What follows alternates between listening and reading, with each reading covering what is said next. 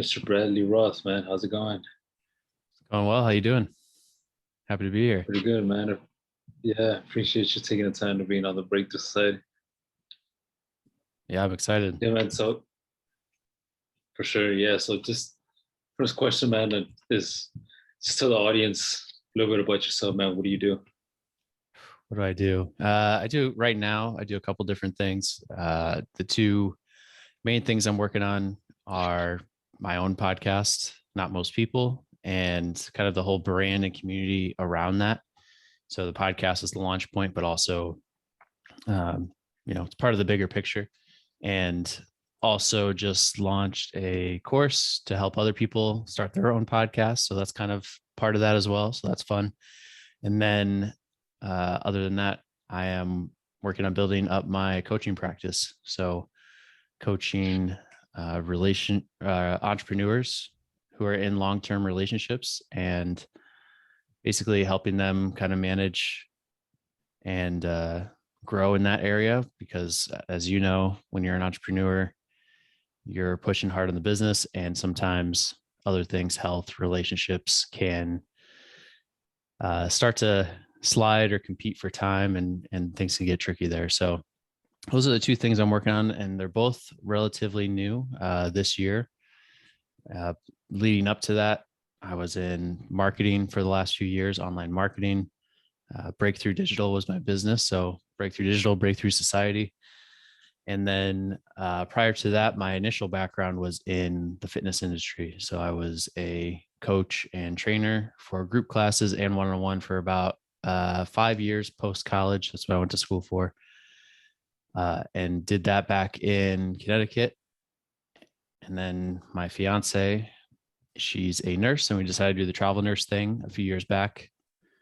And I couldn't train at the gym. I did real estate for a couple of years as a realtor. So as you could tell, I've been kind of all over the place to get to where I am today, kind of figuring out finally where I'm meant to be long-term. And, when we decided to do the travel nursing thing, I had to find something that was geographically, like I could do it anywhere. Obviously, real estate as a realtor, you can't do that. And working at a gym, the online training was just starting to become a thing then, really. But that wasn't really on my radar. So kind of jumped headfirst into entrepreneurship, into a service business, right? Online marketing. And, over time, it's led me to here. So I knew where I wanted to be long-term was in the personal development and the coaching space. I've known that for probably the last 2 to 3 years, but I was kind of putting it off. I didn't want to move on from my marketing business because I felt like I didn't succeed with it enough or see it through, or that if I switch lanes, it would be considered like a failure and all that kind of stuff. And when I started the podcast, I was going to do that as a side project and work on the marketing still. And I was like, oh, once I see the marketing business through or sell it or whatever, then I can go do coaching, which is what I want to do. And once the podcast got started, it became quickly a lot more than a side project and was giving me a lot of energy, and it kind of overlapped a lot more with the coaching. And so I decided to make that shift sooner rather than later, and just kind of followed my gut instead of my brain, my logical brain for once. And here I am.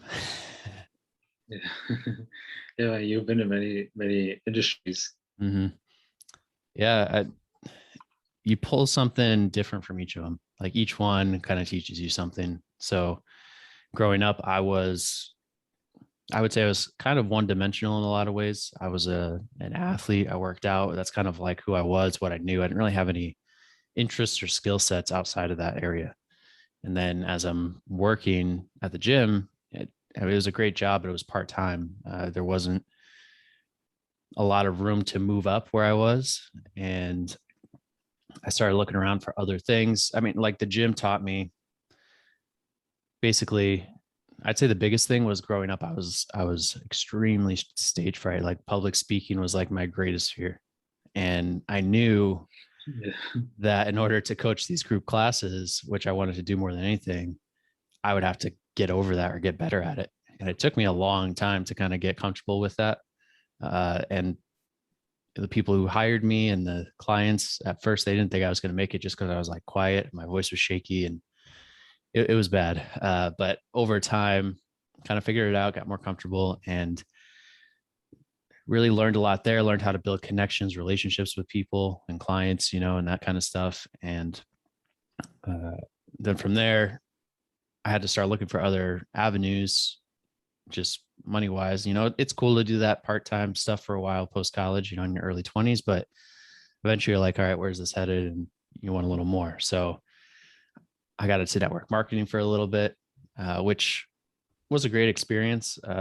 It didn't end up being a crazy pyramid scheme or anything like that. And I learned a lot of I learned a lot of sales skills from that. And again, continuing to build those networking and relationship skills. And then real estate I got into. In real estate, you kind of work for yourself. Like you have your brokerage, but you're kind of on your own. And so I had to learn there time management and being a little more professional, right? Instead of working in this gym setting in your shorts and a t-shirt, you're, not doing that. You got to be a little bit more buttoned up and that sort of thing. So all of that kind of started to push me into having to learn more about sales and marketing. And sales and marketing led me to social media, which led me to entrepreneurship. And that's kind of how one thing led to another very indirectly. And then once I kind of jumped off the deep end into that a few years back, I learned a lot of things the hard way. I had never been in a real business. I'd never known an entrepreneur my whole life, like growing up. The owner of the gym that I worked at was the first one I ever met, and I was like 22. And then I basically said, oh, I'm starting up this business and I know all these people, everyone's going to pay me to do their social media. And obviously that was not the case, at least as easily as I thought it would be.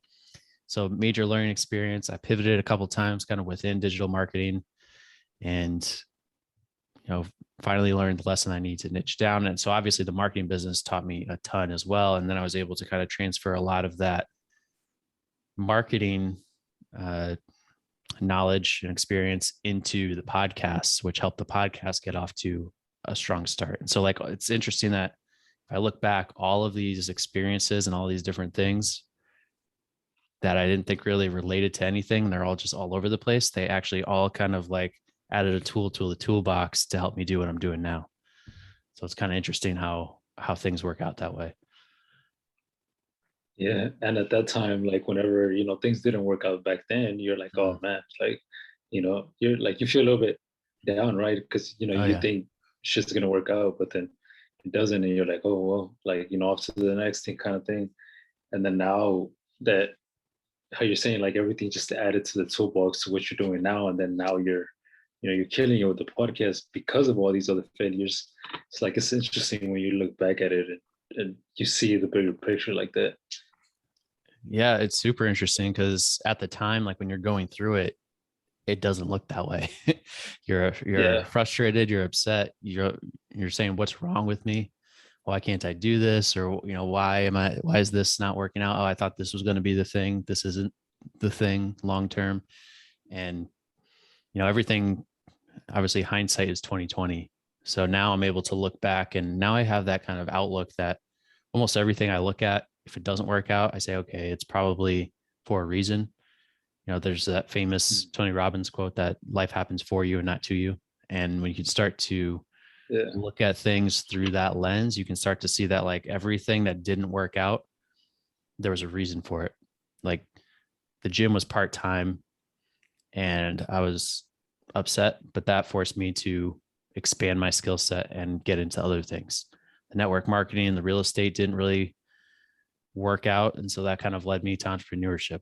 Right. And then the digital marketing, for the last few years, it was okay. But, that kind of gave me a crash course and set me up to do what I'm doing now. So everything that doesn't work out is just it's almost more of a redirection in a way and always leads to something better if you can. If you don't just give up and say, oh, this didn't work, I'm just going to stop. But if you keep pushing, if you keep looking for what works and what doesn't and what else interests you. And I think being infinitely curious is it's a very underrated attribute, you know, because if you're not curious and you're not constantly looking and seeing what else is out there, a lot of people see this one thing that doesn't work, and then they say, oh man, this didn't work, there's nothing else out there, what else is there? But if you have all these, like now I have so many interests and there's so many different things I want to do and that I'm interested in, that it's like, man, if this doesn't work out, I got these 3 other things I want to do, you know? So it's interesting how those things evolve over time. Cause the me 5 years ago, that one-dimensional trainer, you know, that wasn't really the case. Like I wouldn't have looked at it that way. Yeah. And now like even things happen now where you kind of have to step back a little bit, right? And then just see like, okay, well, this happened, you know, for a reason that that I can't see it, kind of thing. So that just like makes you more aware. And then with how you're saying with being curious, that's like you're curious, so you're like tasting a whole bunch of different things, right? So like that's like, were you always like curious like that? Because like being in so many industries is like, I feel like you're just like, okay, let me do that, let me do that, let me do that kind of thing. You know, I think curiosity is almost something that can be developed. I think it's something that like inherently it was always there within me, but I didn't really access it for a long time. And getting into these different areas and these different things I had to learn, and obviously being in business, like personal development is such a massive part of that. And it forced me to continually like level up myself and, you know, read more books and take more courses and meet better people and that kind of stuff. And so I found that my level of curiosity has like grown exponentially based on my personal development over the past, I'd say 5 years. So I think I was always curious. I was always, if I found something that was interesting, I was like super interested and I want to learn everything about it, but I wasn't aware that I was curious. So I think self-awareness is also a massive part of that journey. Like understanding yourself is something that, you know, you hear people talk about it. Self-awareness is kind of this, oh, that sounds nice. Yeah, I'm self-aware.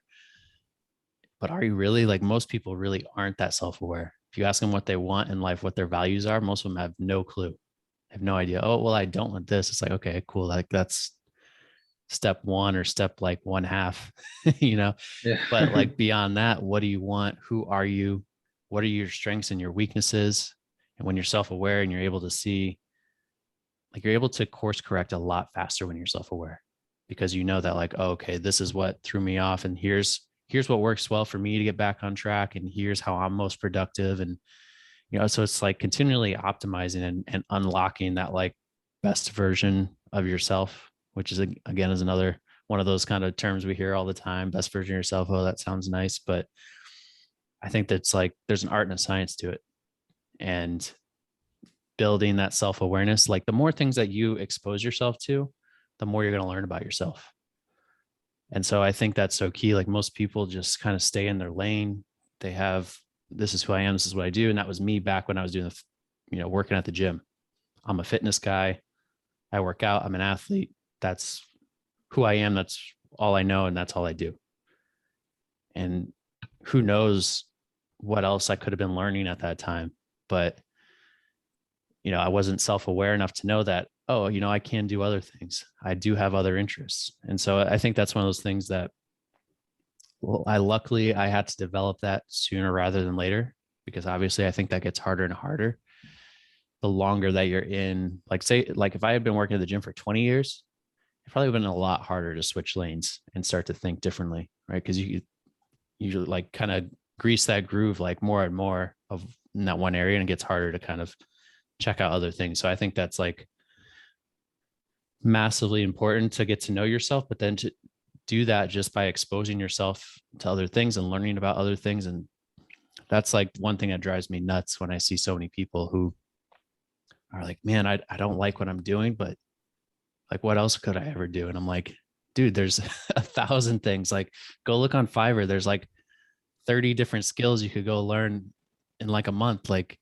there's thousands of online courses. There's everything you want now, everything you ever want to learn or know is accessible on this phone in your hand.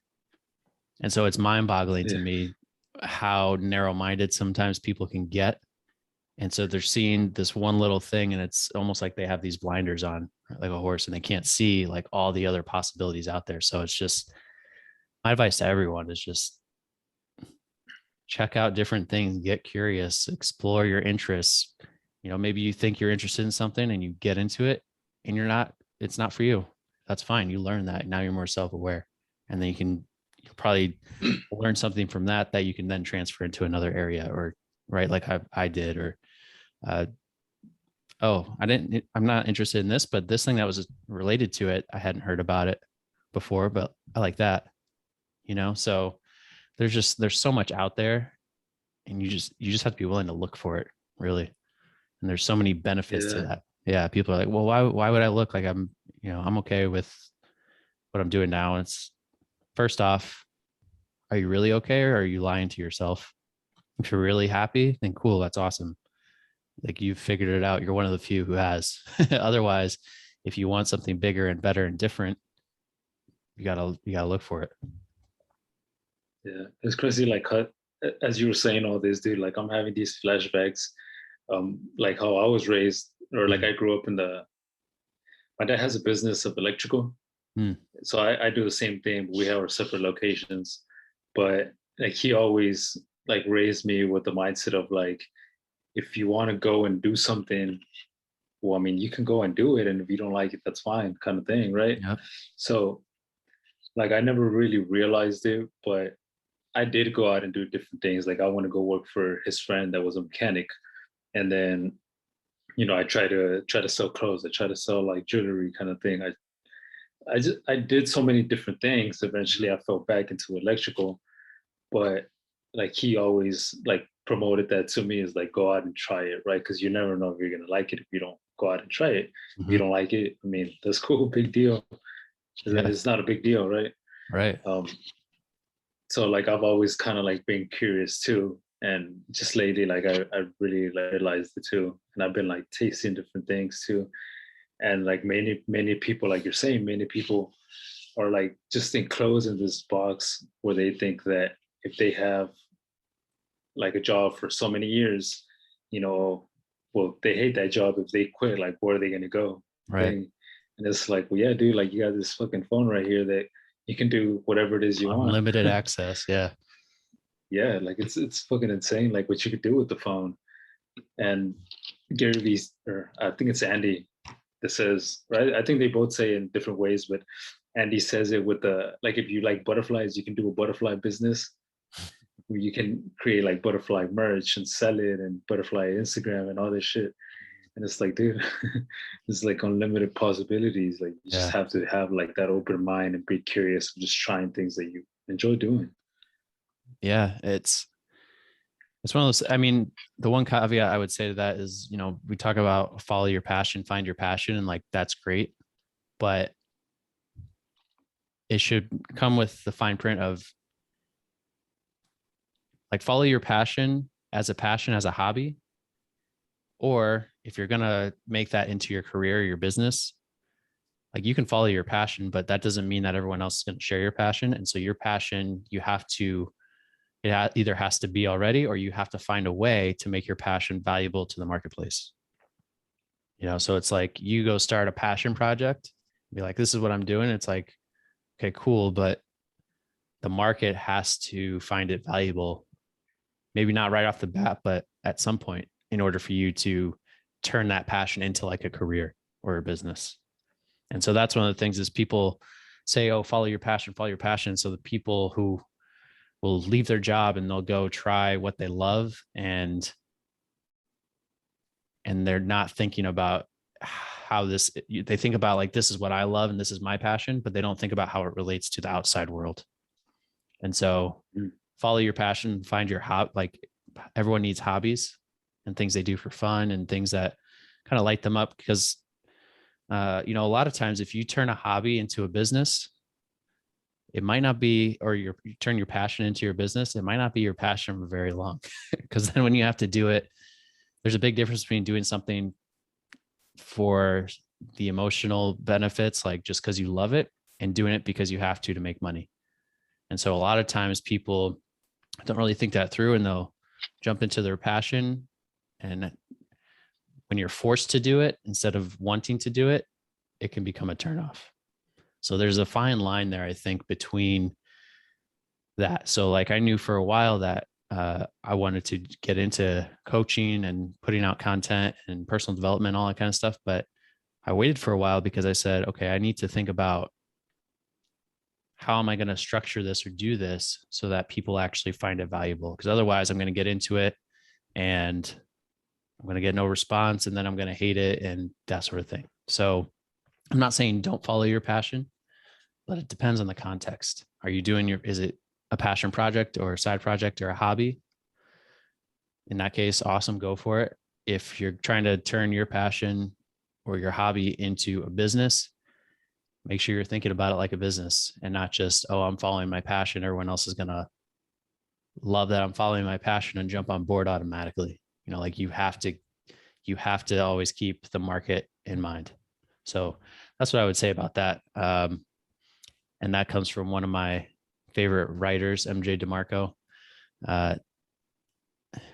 where it's like, you know, what you do has to have purpose, but following your passion or your hobby, like, I mean, I think there's people who say, oh, I want to go play music, like play guitar.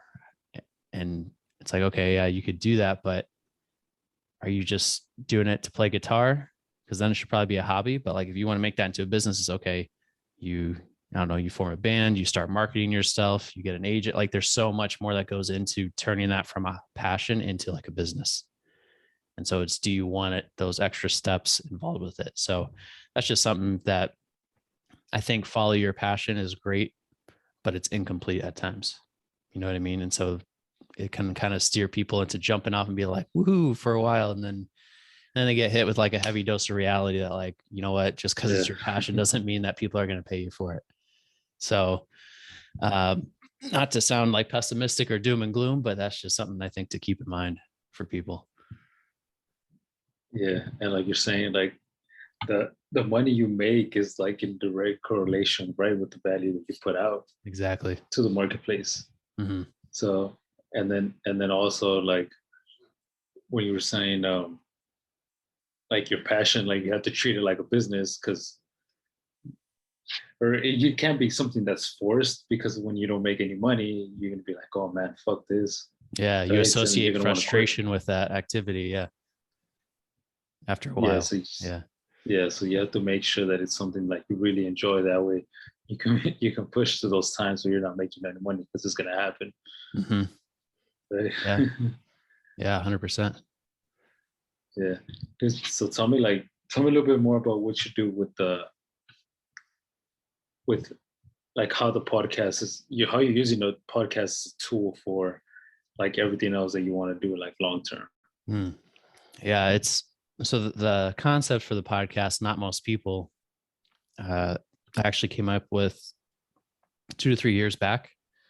And it came from, as I got more into personal development and reading about people who are successful and that kind of stuff, I found that everything that these guys were telling me, like these elite people, was very different, or a lot of times the opposite of everything society had tried to tell me my whole life. And so it was kind of that like anti-groupthink idea. Like I say, if most people aren't really healthy, most people aren't really wealthy, and most people aren't really happy, so why would you follow or want to think or be like most people? Like just logically, that's how I thought about it. I'm like, that doesn't make any sense. And so I want to be not most people. And I want to help people understand that concept the way that I kind of came about it. And I think a lot of people who are success-minded think about that subconsciously, but I want to make it a conscious thing, you know, and kind of help shift the perception. But anyways, I came up with this idea, but I didn't know what I wanted to do with it.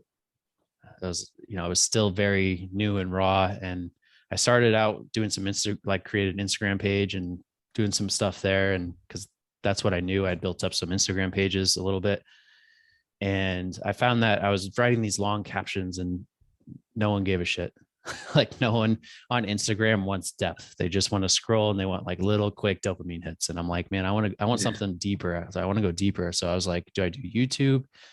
No, I don't want to do YouTube. Like that's video. And one thing I could never stand was to hear the sound of my voice played back to me. Like I would shudder. I'd be like, oh, I sound so monotone and nasally. And there's just no way I'm putting my voice out there until I go get like voice lessons or something like that.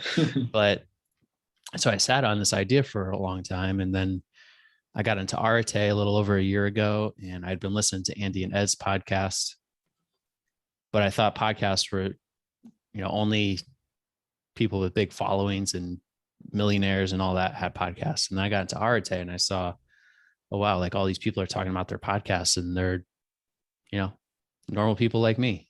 They're not necessarily like 7-8 figure superstars with 1 million followers on Instagram, like everyday people. So that got me thinking a little bit. And then I went on a podcast as a guest. My very first one, it was the first one. I was nervous. It went okay. I got off. I was like, I don't know about this.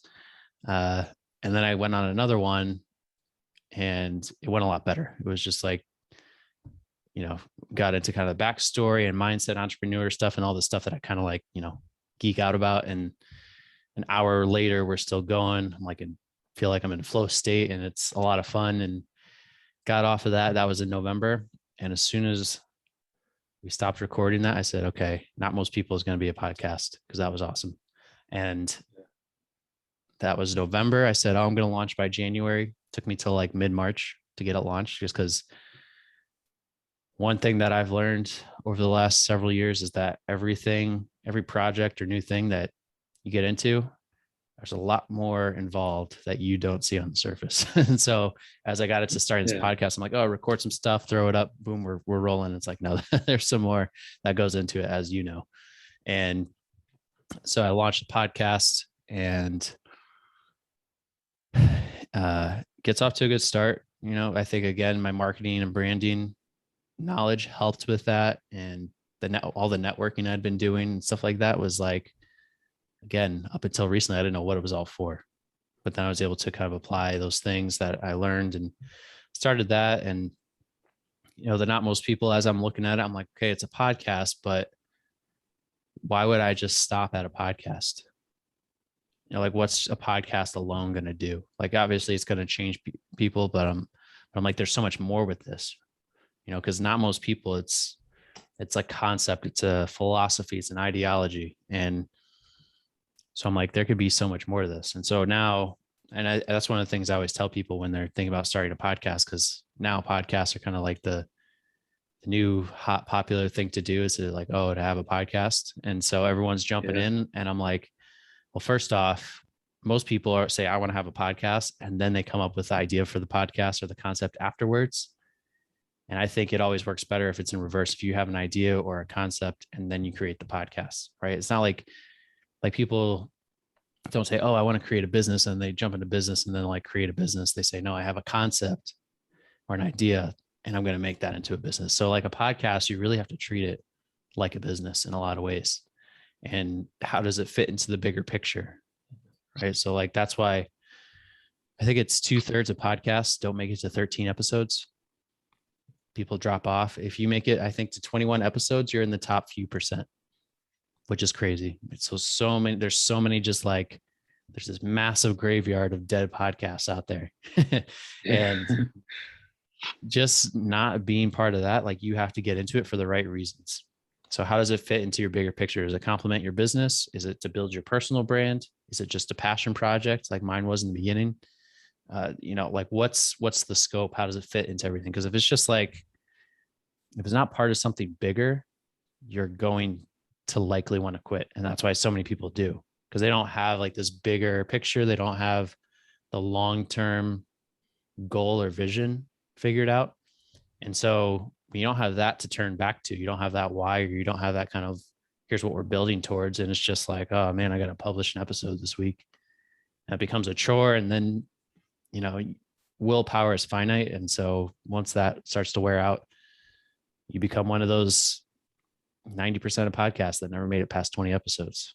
And so I think having that whole picture is really, really important. And so for me, it's I have the podcast. I just launched the website. I'm going to start blogging on there hopefully soon. Like, I love to write as well. So, and some people like to read instead of consume through audio. And then I'm going to get it on YouTube soon. And then I'd love to do some kind of courses and community. I'm building a Facebook community around it. And so there's like all these different parts to it and this vision. And, down the road, I would like to turn it into almost like an e-commerce business, almost like a lions, not sheep kind of in a lot of ways, with apparel and all that. So it's part of like a kind of a bigger cause and movement is my vision for it, which has made the week to week seem like, not like a chore, at least not yet. Like it's fun and we're building to something bigger. And so that keeps it exciting, right? Like you have to always have that big goal. You always have to have that mountaintop that you're going towards, no matter what it is. It's one of those kind of cliche, cheesy sounding things on the surface, but it's so true. And so I have that. And then on the other side, which is not directly related to the podcast, but there is some overlap, is the coaching side of things. And again, I decided to niche down, which is one of those lessons I learned the hard way during my marketing days. And I realized that when it came to health and fitness, there's like infinite resources out there. There's so many health and fitness coaches. Everyone on Instagram is a health or fitness guru these days. And then business wise, there's so many books and courses and a lot of business coaches and masterminds and stuff out there. There's starting to be a little bit more of that in the relationship space, but not as much. And so I felt it's the most underserved of the kind of health, wealth, relationships triad. And also one where I started seeing a lot of these issues that people or entrepreneurs in particular face. Me and my fiance have kind of like, I'd see something someone's dealing with. Oh, we went through that. Oh yeah, we got through that. Like, and that sort of thing. And so again, all this personal development I've been doing on the side, and I geek out on psychology and how and why people do things and how they think and that sort of stuff. And so again, I was able to kind of take all these skills and then combine it with an area that I was passionate about and that people need help with. And I realized when I was working in my marketing business that I like working with small businesses. I didn't like working with big businesses because you're just a number and a bid and whatever. You work with small businesses, you can connect with some of the employees, with the owner, that sort of thing. But what I really loved on an even deeper level is working with individuals. And so that was part of getting into coaching as well and relieving their pain. And I think there's so much kind of phony relationship stuff out there. There's a lot of stuff if you're single and like dating and looking to attract, like there's so much out there on that, but there's not as much on staying in a relationship, right? It's like starting a business versus staying in business.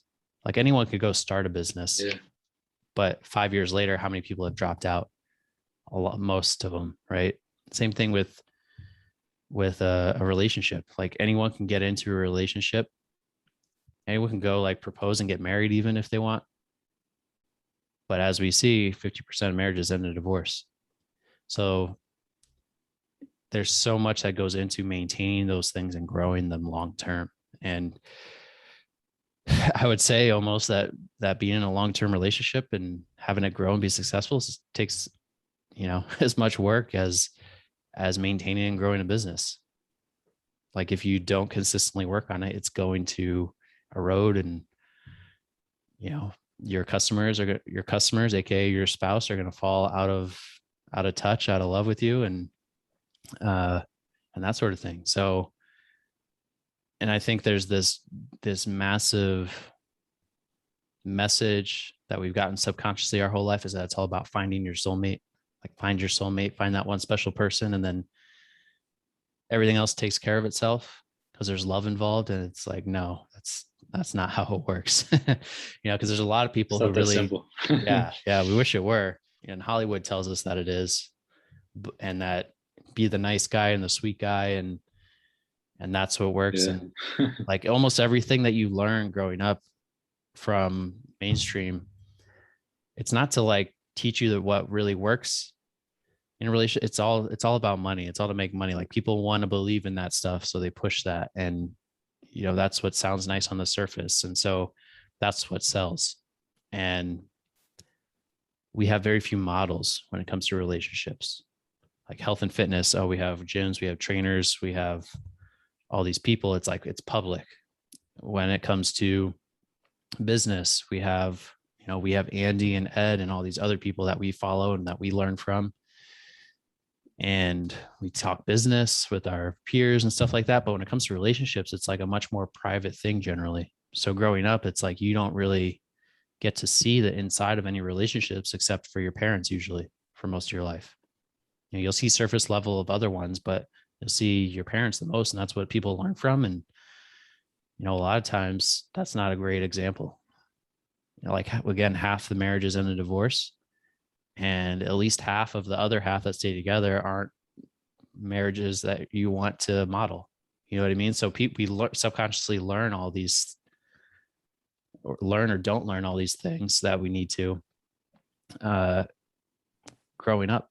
And so that lack of models makes it really tough. Like you have to really kind of almost like luck out and be born into a healthy relationship to learn a healthy relationship. And so that's why so many people struggle when they're older. And so it's just kind of, I was like, there's so many kind of almost like not most people, there's all these mainstream narratives and things that a lot of people believe and learned that need to be kind of corrected in some ways. And so for sure. I know that's kind of a nice long rant there, but that's that's kind of my whole philosophy on that, or how I got into that. That's cool, like that you're putting it out there, because like how you're saying, like there's not much things about relationships, and that's something super important, because if you have your business on the side kind of thing, and then you're trying to do your relationships, and like you need to balance that shit, because if one goes to shit, the other one's gonna go to shit too. Yeah, it's a fine balance. Yeah. So, and like, do you try to keep, or do you try to, I guess, connect the two, like the podcast? I know you said they're not really related. So do you try to connect the podcast with the coaching, or do you just like keep that thing separate? Right now, it's mostly separate. I've been trying to think about how to merge them a little more, because I don't want to.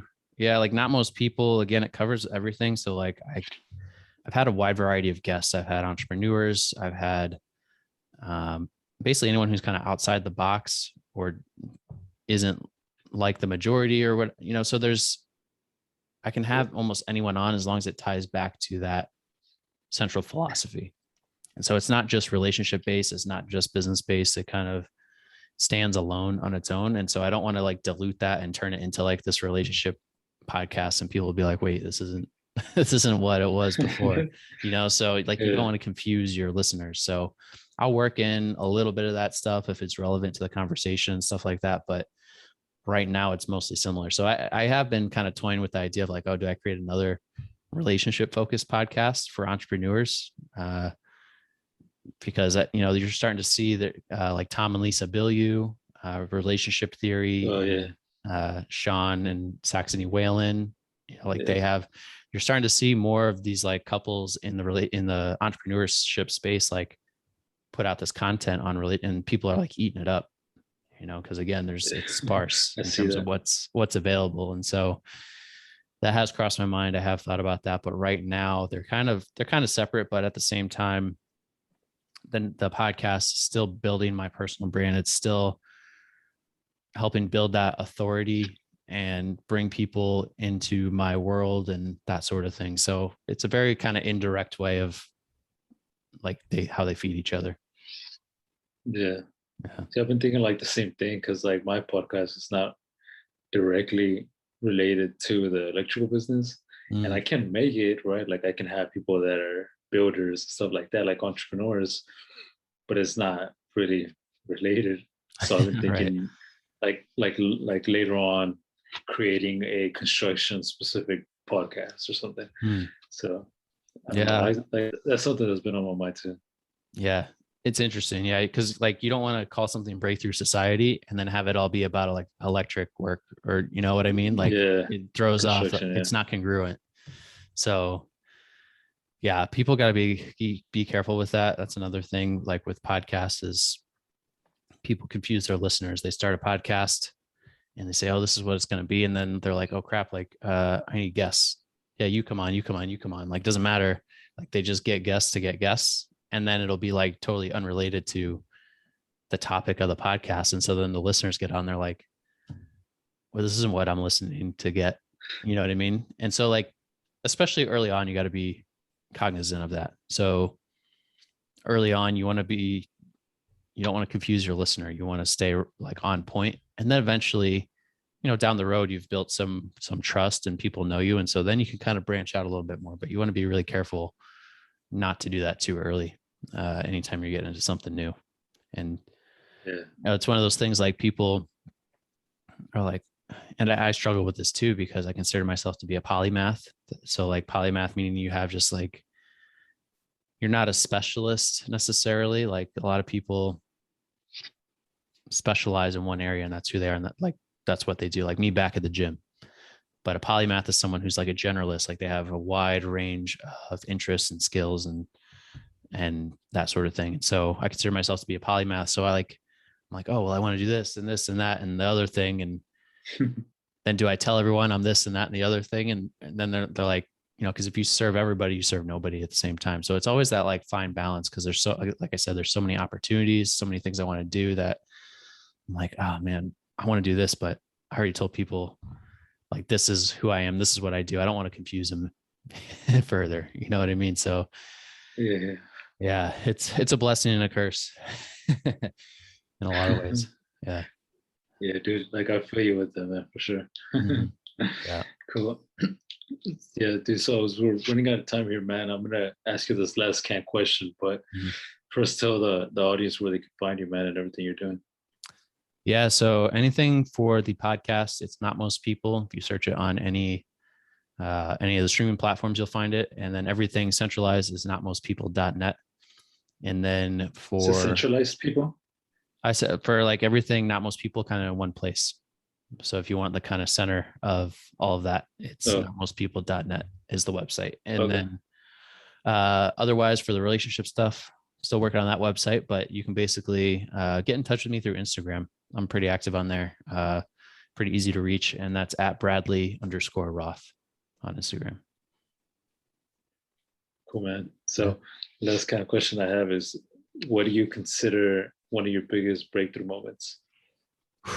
Man, it's funny. I got a lot over the last several years. I think the most recent one that comes to mind is when I started the podcast, because it totally shifted my identity. Like a year ago, if you told me I was going to be putting out a podcast and people would be listening to me, I was like, no way, like you're nuts. That's not me. Even though for a long time, a big part of me like wanted to do that. Like I knew I had information and content and stuff to put out that was useful and valuable to people and that I wanted to share. But I was so afraid. And I know a lot of people can relate to this, is that they were keeping it inside of them. And it's reminding yourself that like, if you have something useful to share and you don't, like, you're doing a disservice to people. But doing that and getting out there and getting comfortable speaking and communicating and sharing, it's huge. It's like a year ago, I was stuck. I was like, man, I'm doing this marketing stuff, but like I have all these other things that I want to do and I'm not doing them. And so the podcast, it just kind of broke down some of those mental walls that I had. You know, once you get into, like, it was scary at first, the first few episodes, I'm like over preparing. I'm like, I'd have like this list of like super scripted questions when people would come on that I was like, I have to go through these in order and ask them exactly this and that sort of thing. And, it did fine, but it gets less and less scary every episode, every time you put something out there. So like, that's taking that leap and doing those things that you have been holding back on or that you're afraid of. you know, like we talked about earlier, maybe it doesn't work out, or you find that, oh, you know, this isn't for me. That's okay. I learned something about myself, and you go on to something else. But the other side is it could work out great. Now I'm running a podcast. I'm teaching others how to start their own podcast. And it's just kind of crazy where things go if you take action and move forward. Yeah, that's awesome, dude. I feel you with like the script questions, dude. I used to do that too. Like the first like 5 or so, I used to have like a notebook. And now I'm just kind of like listening to more people like podcasts and just doing more of these. It's like it kind of just comes naturally, I guess, now. Yeah, after a while, so. It does. Yeah, now it's like I still prepare a little bit, but obviously, but preparation can make up for a lot of uncertainty in the beginning. Like if you're uncertain, oh, can I do this? It's like, okay, maybe you need to just prepare a little bit more. And eventually it will become second nature, right? It's like riding a bike. Like at first you put on all your pads, you have someone like holding you, guiding you, you got training wheels in case something goes wrong. You got all these like fail safes and stuff like that, you know, and backups. And then eventually you're riding free. You don't have to think about it, you know, and it's kind of how most things go, I think. Yeah, sure, man. I appreciate you for sharing that. Yeah, thank you. Cool, man. So yeah, dude, with that being said, I'm gonna let you go and not take more of your time. Oh man, I could stay here all day. This is fun, but yeah, thanks a lot for having me. And thank everyone out there for listening. For sure, man. Have a good day. You too.